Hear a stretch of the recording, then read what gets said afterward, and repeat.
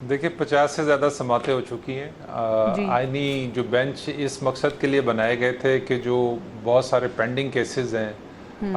उनसे जान छुड़ाई जा सके, लेकिन ये ही एक जो एक केस है वो मुसलसल चलता आ रहा है। 1 साल तकरीबन होने को, 1 साल तो नहीं, कई महीने हो चुके हैं इस मामले को। नवंबर से ये मामला चला आ रहा है और 50 से ज़्यादा समातें जो हैं वो हो चुकी हैं, लेकिन अब भी तक ये मामला जो है वो किसी नतीजे पर नहीं पहुंचा। और अब 28 को जो है वो अटॉर्नी जनरल दलाइल देने, और मेरा ख्याल है कि इस मंथ के एंड पे या मई के शुरू में जो है कोई फ़ैसला जो है वो मुतवक्का हो सकता है। और आपको एक बात तो सबको अब इस चीज़ का अंदाज़ा है कि इस फ़ैसले में अगर जो फ़ौजी अदालतों के हक़ में कोई फ़ैसला आया तो यकीनी तौर पर उससे आने वाले दिनों में जो है वो बहुत सारी मामलात के ऊपर असर अंदाज हो सकता है। इस वक्त जो बेंच की बज़ाहिर जो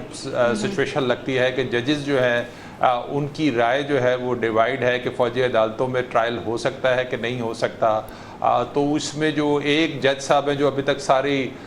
इस प्रोसीडिंग के दरमियान जो है वो खामोशी से सारे मामलात को देख रहे हैं, वो क्वेश्चन भी कोई नहीं करते, तो उनका जो वोट है वो बहुत इम्पॉर्टेंट होगा। तो बड़ा क्लोज जो फैसला हो सकता है और इसके बहुत बड़े पॉलिटिकल इम्पैक्ट हैं पाकिस्तान की सियासत के ऊपर। हो सकते हैं वाक़ई साहब, इस केस का फैसला यकीनन बहुत फैसलों पर असरअंदाज होगा। यही वजह है कि पोस्टपोन किए जा रहे हैं इस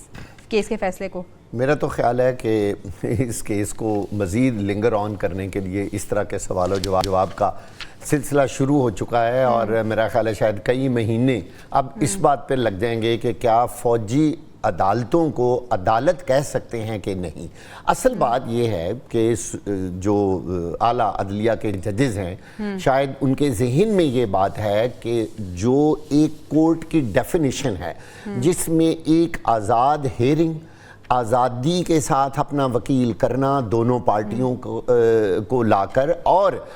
पब्लिक के सामने उसकी हेयरिंग होना,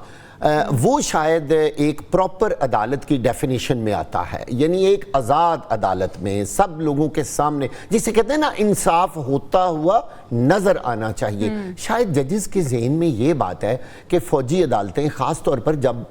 सिविलियंस का उसमें ट्रायल हो तो कम से कम उस वक़्त तो वो डेफिनेशन पर पूरी उतरें कि तमाम पार्टियों को, तमाम लोगों को पूरा हक़ दिया जाए, और उनके लवाहकीन को, उनके रिश्तेदारों को, उनके दोस्तों को, तमाम जजेस को और कानूनी माहिरीन को भी वो जो सारी हेयरिंग है अदालत में देखने का मौका दिया जाए, जो कि मिलिट्री कोर्ट्स में नहीं हो सकता और होता भी नहीं है। हाँ, ये कोर्ट्स हैं, देखिए आइन के आर्टिकल 243 और 245 में बाकायदा मिलिट्री कोर्ट्स का जिक्र है और इनकी बाकायदा अप्रूवल है, इसमें कोई शक नहीं है। अब जो थोड़ा सा मामला ख़राब हो रहा है वो ये है कि सिविलियंस के साथ क्या सलूक होना चाहिए, क्या सिविलियंस को इसमें ट्रायल किया जा सकता है या नहीं, और क्या सिविलियंस के लिए ये अदालतें हैं या नहीं। यानी वही कोर्ट की जो डेफिनेशन है, जो उन्होंने लफ्ज़ पूछा ना कि क्या ये अदालत है या नहीं, असल में वो बड़ा बारीक नुक्ता पूछना चाहते हैं जज साहब, और इस पे ही अब वकला दलाइल देंगे